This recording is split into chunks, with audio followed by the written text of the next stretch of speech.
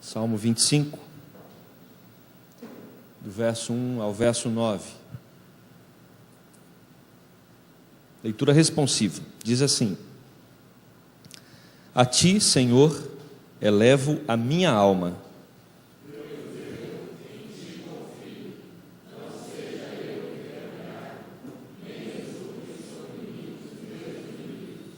Com efeito, dos que em ti esperam, ninguém será envergonhado. Envergonhados serão os que, sem causa, procedem traiçoeiramente.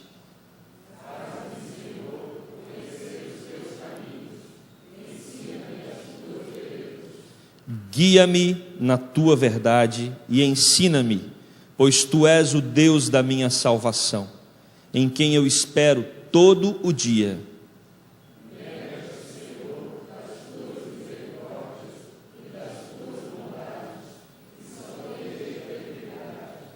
Não te lembres dos meus pecados da mocidade, nem das minhas transgressões.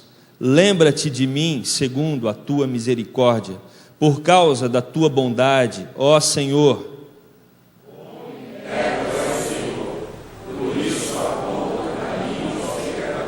Todos juntos, o verso 9. Guia os humildes na justiça e ensina os mansos no seu caminho. Aleluia. Oremos. Querido Deus, somente o Teu Espírito pode sondar cada coração.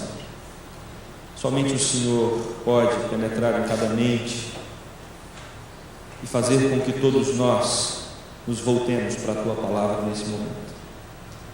E aprendamos contigo, ó Deus, a termos uma vida segundo o Teu coração. Saímos dos nossos lares e nos ajuntamos aqui na certeza de que seremos alimentados por Ti, e que a Tua Palavra faça isso nesta noite, nos alimente, em nome de Jesus, amém e amém. Meus irmãos, um guia de turismo faz toda a diferença numa viagem de férias, não é verdade?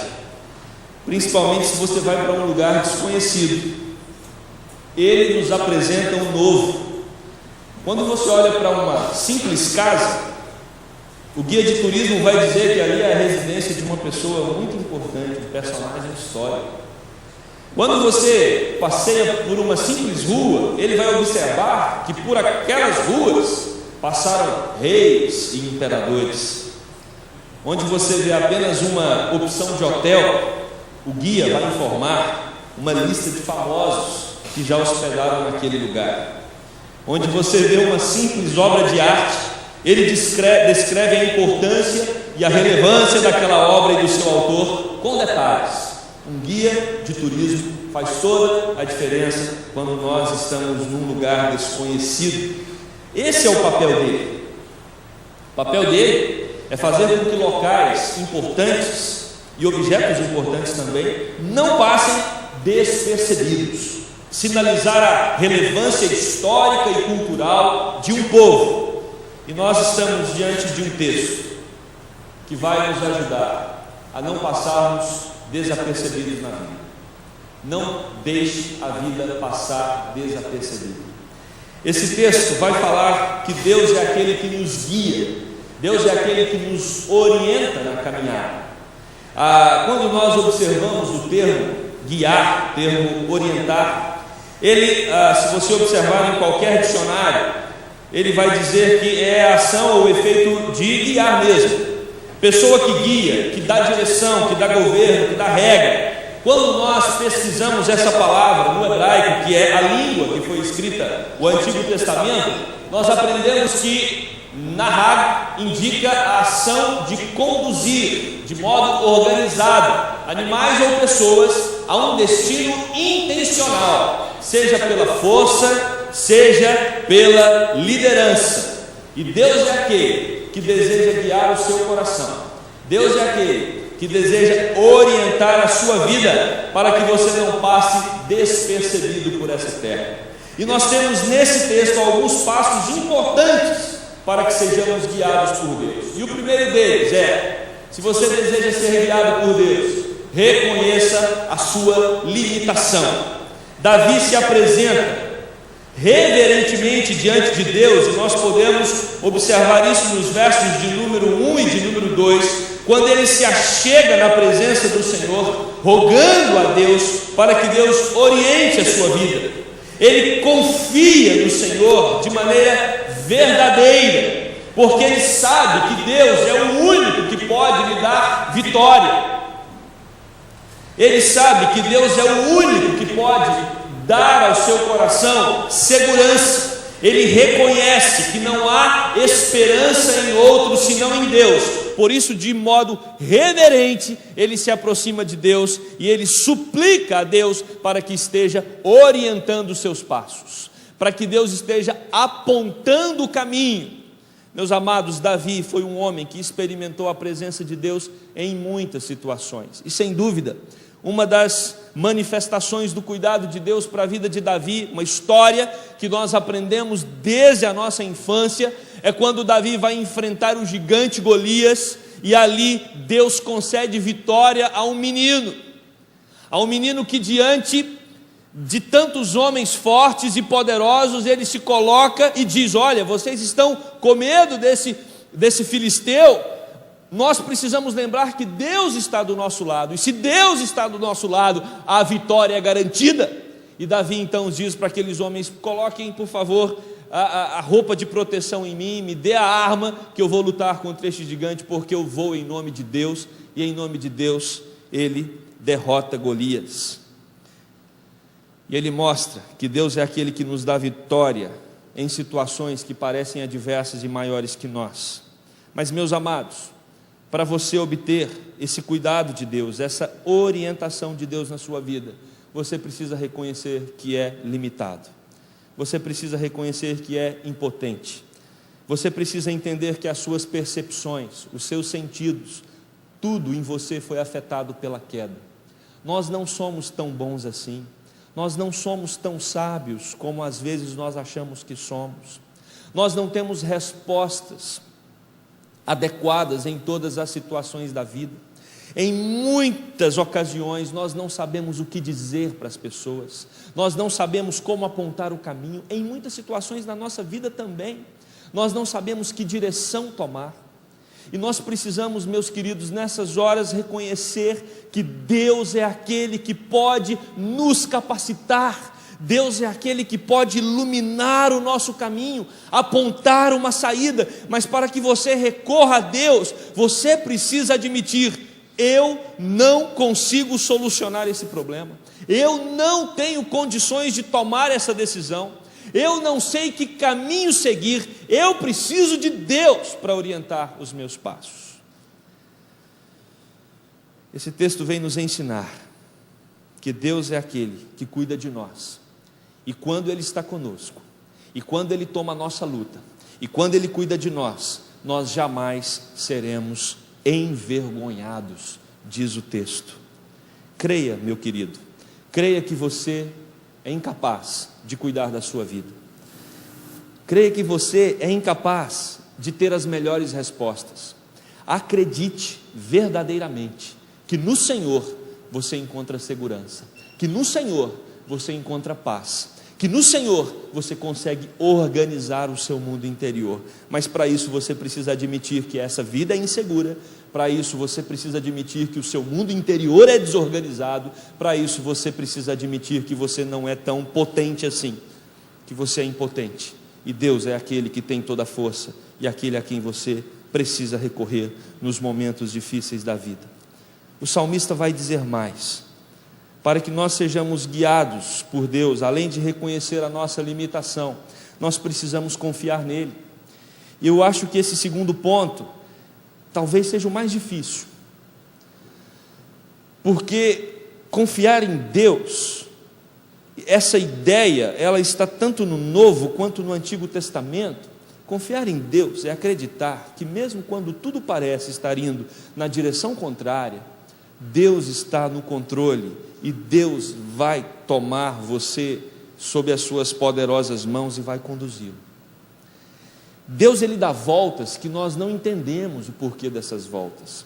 A nossa vida não é calculada, nós não temos o poder de prever todas as situações. Existem momentos na nossa vida em que nós nos assustamos, nos assombramos com as situações ao redor. E como é difícil confiar em Deus quando parece que tudo está fora do controle. Como é difícil confiar em Deus quando nós temos a impressão de que estamos sozinhos. Como é difícil confiar em Deus quando nós olhamos ao redor e não conseguimos encontrar esse caminho iluminado que a Bíblia diz que existe para eu seguir. Como é difícil confiar em Deus quando nós estamos fracos, quando nós estamos debilitados, quando nós estamos frágeis. Mas o salmista Davi vem ensinar para mim e para você nessa noite que quando nós estamos fracos, quando nós estamos debilitados, é exatamente aí que Deus quer injetar força e poder sobre você, para que você tenha condições de vencer as armadilhas e as adversidades da vida. Confie no Senhor. Esse livro que nós temos nas mãos, a Bíblia Sagrada, é um livro que registra a história do povo de Deus num espaço milenar. Deus cuidando do seu povo em diversas situações. Sabe para quê? Para que no dia de hoje, 25 de agosto de 2013, eu e você tivéssemos acesso a esse livro na nossa língua. Já tem várias traduções bem mais fáceis de serem compreendidas, né? Como a NVI, como a linguagem de hoje. Para você olhar para esse livro, você ler esse livro, ver o quanto Deus agiu no meio do seu povo e o quanto Ele continua agindo na história de pessoas que confiam nele, e você dizer: eu também quero confiar nesse Deus como Davi confiou. Eu quero confiar nesse Deus como Abraão confiou.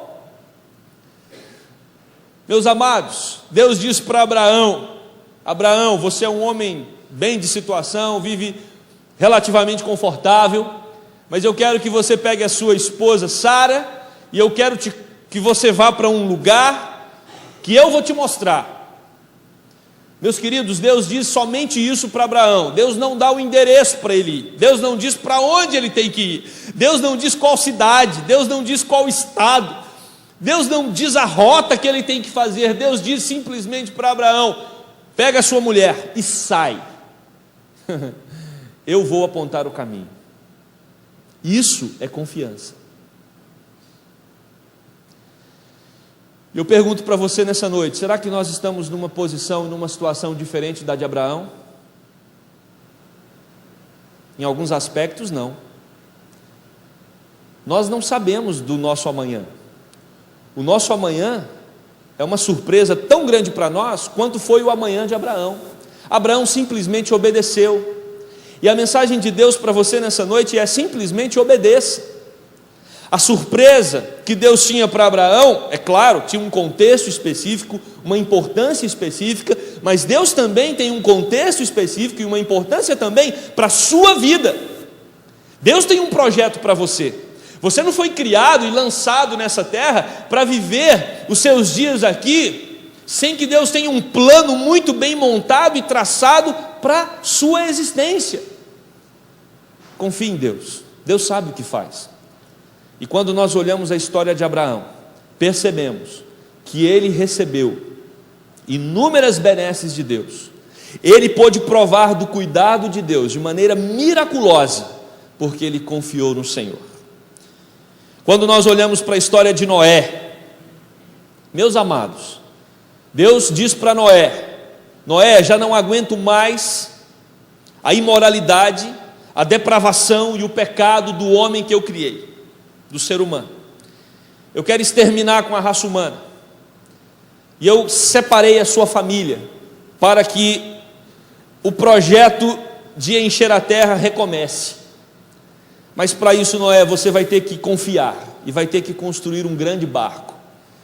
E você vai colocar casais e animais nesse barco. Pegue os seus filhos, entre e creia, porque eu, o seu Deus, estou te dando essa ordem. Meus amados, eu fico imaginando Noé, dia após dia, construindo cada pedacinho daquela arca, crendo que Deus realmente ia cumprir a sua palavra, crendo que Deus realmente ia cumprir a sua promessa. Quando nós olhamos para a vida de José, quando nós olhamos para a vida dos profetas, dos reis, Salomão, Quando nós olhamos para a vida de homens e mulheres em todo o Antigo Testamento e também no Novo Testamento, e vemos que esses homens confiaram em Deus e Deus não falhou com nenhum deles. Você que crê nesse mesmo Deus de Abraão, Isaque e Jacó, você que crê nesse mesmo Deus de Noé e José, você precisa confiar nesse Deus. Isso é fé. Fé é a certeza de que mesmo que as circunstâncias estão parecendo que Deus está distante de nós, pela fé, você crê que Deus está do seu lado e Ele não vai te abandonar em hora nenhuma da sua vida, porque Ele nunca abandonou nenhum dos seus filhos e não é você que Ele vai abandonar. Não se sinta o pior dos filhos, porque certamente você não é, porque o pior custa mais barato e você custou o mesmo preço de qualquer outro. O mesmo sangue que comprou Abraão foi o sangue que comprou Pedro, foi o sangue que comprou Paulo, foi o sangue que comprou Estevão, foi o sangue que comprou você e que comprou cada um daqueles que creem no nome de Jesus. Então não existe crente de segunda categoria. Todos, por quem Jesus morreu, são tratados com cuidado, são tratados com zelo, porque pertencem agora ao Senhor. Por isso, descanse o seu coração nesse Deus, porque Deus vai tratar de você da mesma forma que Ele tratou de todos esses homens e mulheres que estão registrados na palavra dEle e tantos outros na história. Amém? Amém, gente. Confie no Senhor, creia no Senhor. Entenda que você não tem condições de guiar a sua vida, mas que Deus sim, Ele é aquele que guia. O texto vai dizer nos versos 6 a 8, Ele revela quem Ele é. Porque como eu vou confiar no Senhor? Você vai confiar no Senhor porque Ele é Deus amoroso. Você vai confiar no Senhor porque Ele é Deus bondoso, Ele não quer o seu mal. Você precisa acreditar, Deus não quer o mal dos seus filhos. Você precisa acreditar, o seu Deus é cheio de amor, e Ele manifestou o grande amor dEle por você na cruz do Calvário. Se Ele deu o seu único filho para morrer numa cruz por você, você acha que Ele vai deixar de cuidar de você nessas áreas menores da sua vida?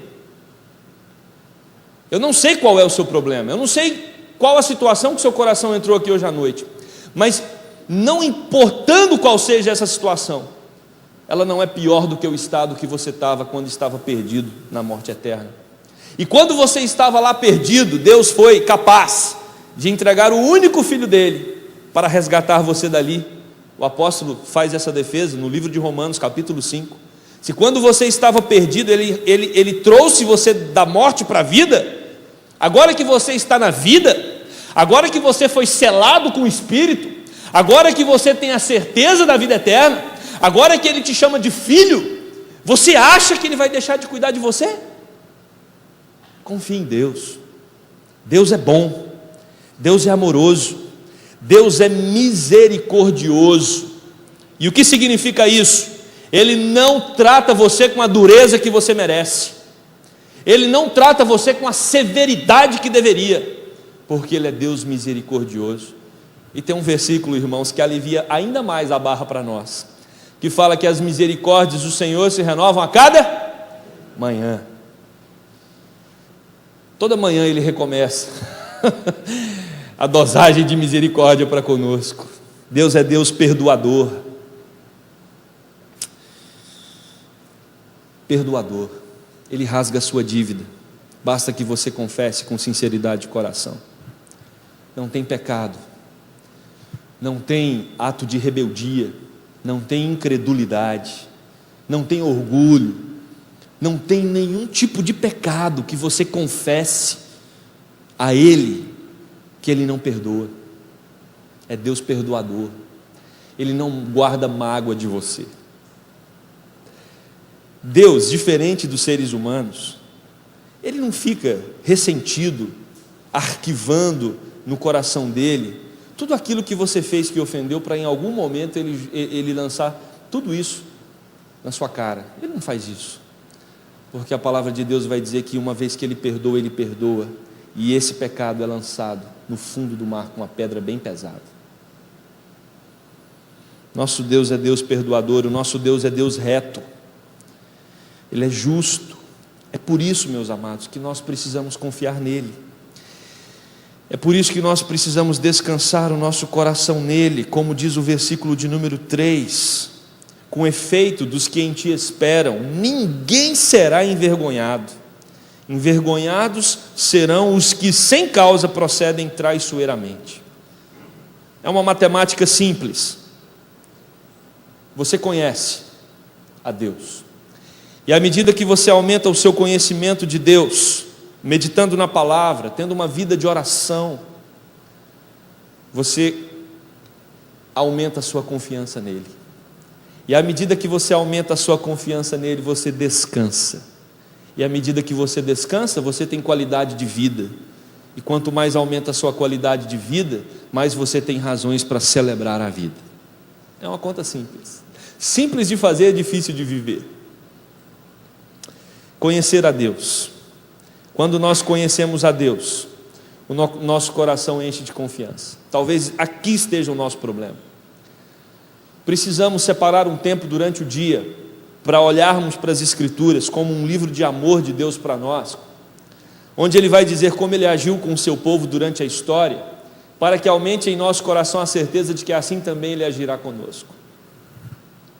E à medida que você confia, você vai conseguir descansar. E aí nós entendemos a palavra de Jesus, quando Ele diz: olha, não andeis ansiosos por coisa alguma. O texto ele é muito óbvio. Ele diz: não andeis ansiosos por coisa alguma. Por que eu não vou andar ansioso por coisa alguma? Porque Deus está no controle de tudo. Eu não preciso ter ansiedade em meu coração por nenhuma situação, porque não existe situação que esteja fora do controle de Deus. Eu preciso conhecer, eu preciso confiar, e com isso eu vou aprender a descansar. Mas o texto nos dá um terceiro passo para sermos guiados por Deus. Deseje andar pelos caminhos dele. Se alegre nos caminhos do Senhor. No verso 4, Davi pede para que o Senhor faça com que ele conheça os seus caminhos, que o ensine a andar nas suas veredas. Sabe qual talvez seja o nosso maior problema? O nosso maior problema não é caminhar no caminho do Senhor, andar pelas veredas do Senhor. O nosso maior problema é que nós traçamos uma direção, traçamos um caminho e falamos para Deus: é esse caminho que eu quero, e o Senhor vem para me ajudar. E Deus diz: não, mas não é esse o meu caminho para você. O meu caminho para você é outro. Não, Senhor, esse outro eu não quero, eu quero esse aqui. Vem, me ajuda, porque sozinho eu não consigo. E nós queremos que Deus seja o nosso servo. E nós queremos que Ele seja simplesmente a força para que nós tenhamos condições de cumprir os sonhos e projetos do nosso coração.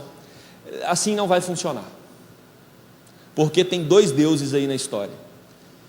Tem uma idolatria aí na história. Tem outro Deus que está querendo ditar como é que as coisas têm que ser. E quando esse outro Deus dita, o nosso Deus, ele diz: olha, então tá bom, então vai aí você com o seu Deus e vamos ver no que vai dar. E geralmente dá errado. Meus amados, é simples. Tenta duas pessoas dirigir um carro. Às vezes nós maridos até dirigimos do lado, né? Pisamos na embreagem assim, no freio. Ou as mulheres, as esposas, né?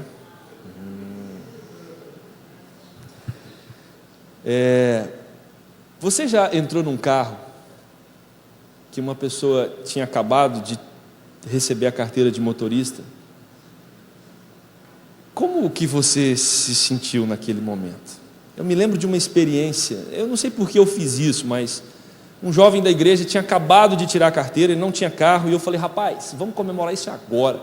Toma a chave do meu carro e vamos dar uma volta. Meus amados irmãos, que experiência terrível, para nunca mais. Então, queridos jovens, quando vocês tirarem a carteira de motorista, não me peçam para dar uma volta. Por que nós ficamos assim? Por que gera essa tensão no passageiro? Porque nós não Confiamos. E eu pergunto, será que não é esse sentimento que nós temos com Deus muitas vezes? Nós oramos aqui depois do culto, como vamos fazer, né? Depois do sermão: Senhor, ajude-nos a confiar em Ti. E quando você abre aquela porta e vai embora, você quer assumir o controle, você quer assumir a direção, e você quer brigar com Deus para ver para que lado vai. Não.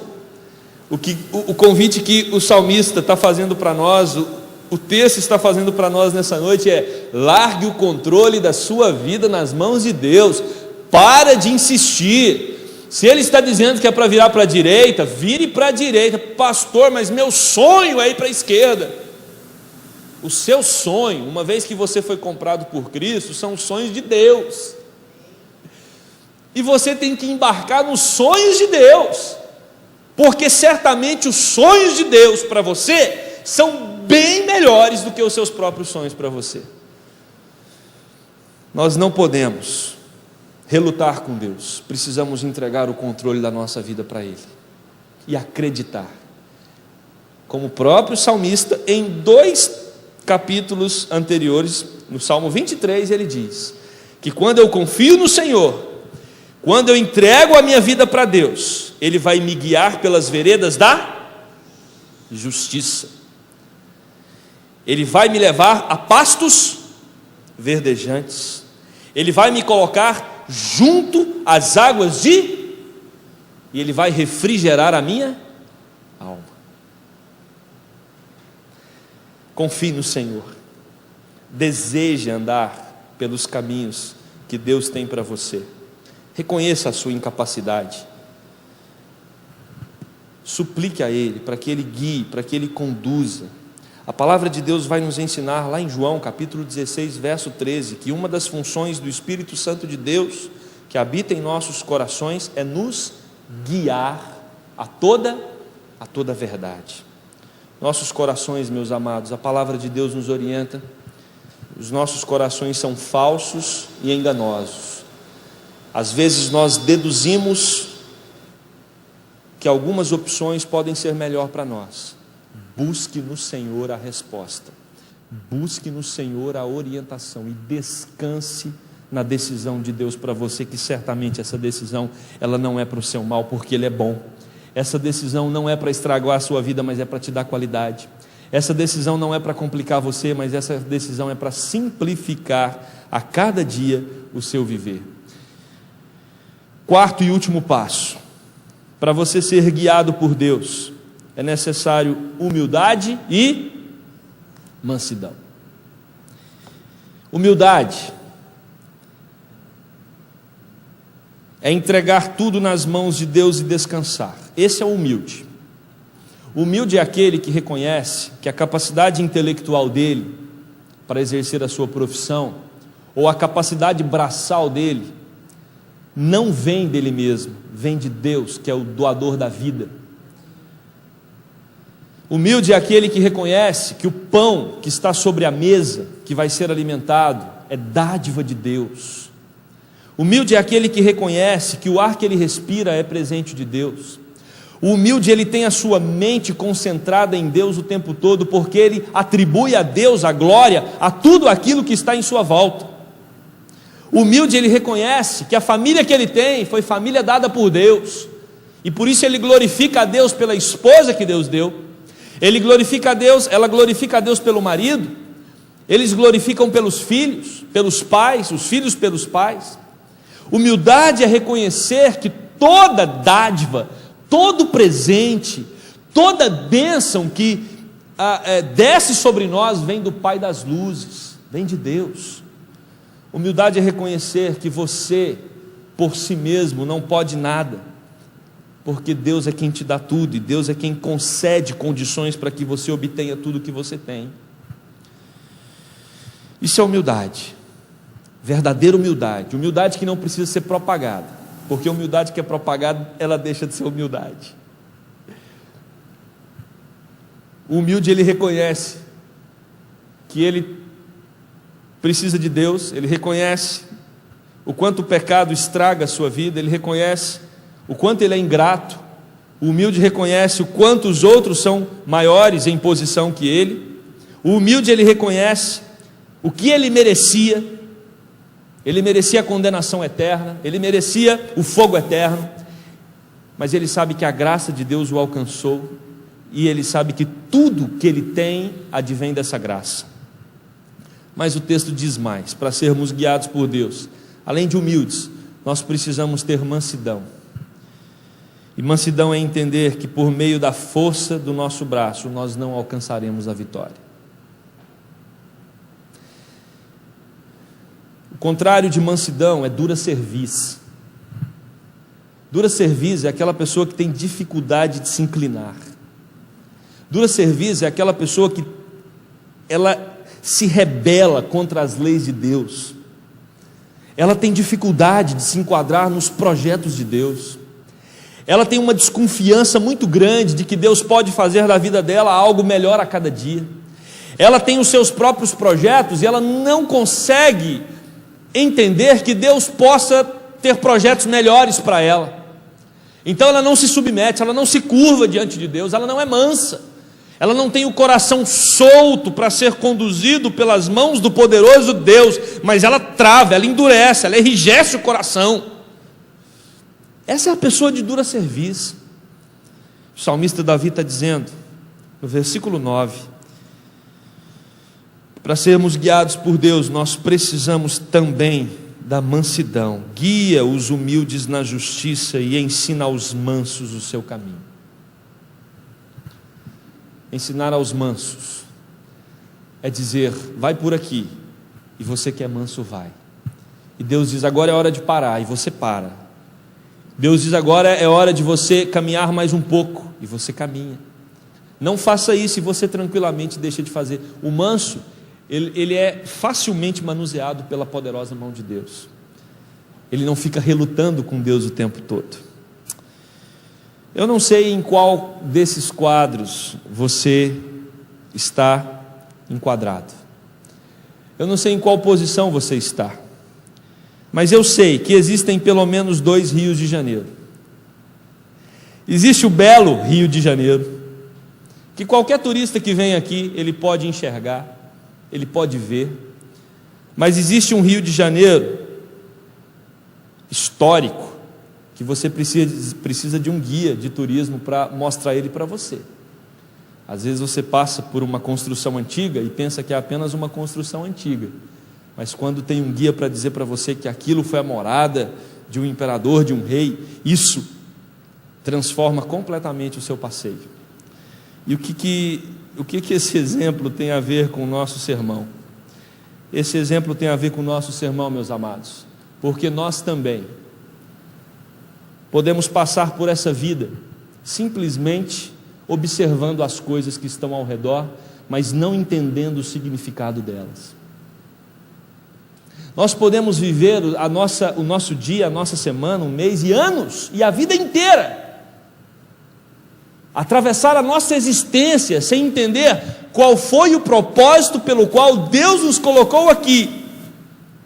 E talvez você vai chegar lá na frente, vai olhar para trás e vai dizer, puxa, eu fiz uma viagem por um lugar encantador, e enquanto eu estava passando por aquele lugar, eu não conseguia entender o que o meu guia estava dizendo, e por isso eu não vislumbrei, eu não tirei o máximo de proveito que eu poderia tirar daquela fase da minha vida. Nossa vida está passando, nós somos frágeis, limitados, não sabemos o caminho, por isso dependemos completamente do nosso guia. E somente Deus, meus amados, somente Deus ao nosso lado, é somente com Ele que nós poderemos passar por essa vida e não passarmos despercebidos. A vida não passa despercebida quando Deus guia os nossos passos. A vida não passa despercebida quando Deus guia os seus passos.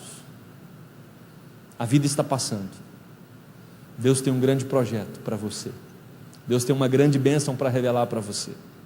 Deus quer mostrar os significados que estão ao seu redor. Por isso, a minha oração nessa noite é: olhe para Ele, Busque-o, confie nele, para que ele revele a você quais são as bênçãos, quais são as dádivas que ele tem para derramar sobre a sua vida, e que ele te abençoe. Quero convidá-lo para curvar a cabeça, ter um momento, você com Deus. Quero fazer algumas perguntas.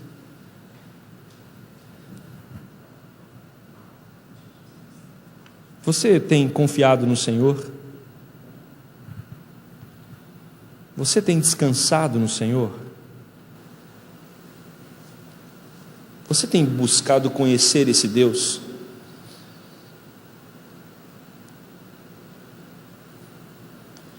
Pense nessas perguntas enquanto nós ouvimos uma música, e logo em seguida eu vou orar.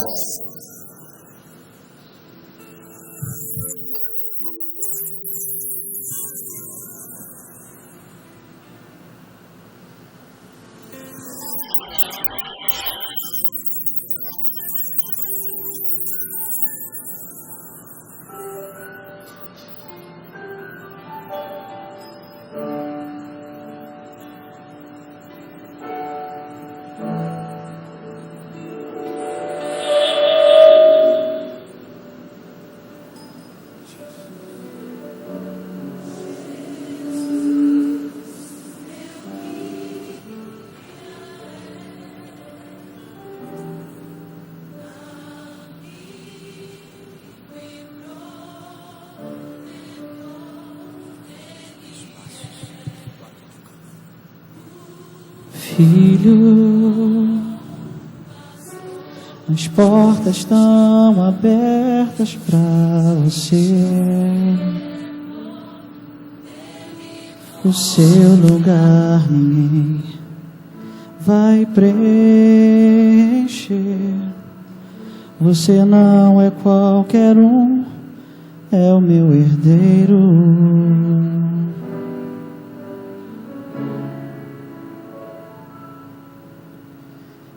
Filho, o mundo é tão pouco pra você, diante do que eu posso te oferecer. Te amei de tal maneira que não dá pra te esquecer. Não dá, não dá. Filho, volta pra casa, numa festa muito linda, esperando você. Filho, volta, te amo, de um jeito que ninguém sabe amar você. Querido Deus, nosso Pai, o Senhor nos ama de um jeito que ninguém pode nos amar. Mas às vezes nós queremos mais entender as situações do que confiar. Tem situações, Deus, que não compreendemos. E é exatamente nesse momento que nós precisamos aprender a descansar no Senhor. Tem muitas pessoas aqui dentro nessa noite, tem muitas histórias, tem muitas realidades,